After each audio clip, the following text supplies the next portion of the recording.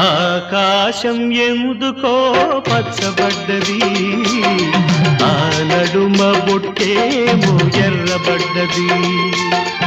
ఆకాశం ఎందుకో పచ్చబడ్డది, ఆ నడుమ బొట్టేమో ఎర్రబడ్డది. వీచే గాలుల తాకిడి, సాగే గువ్వల అలజడి, రమ్మని పిలిచే పైబడి.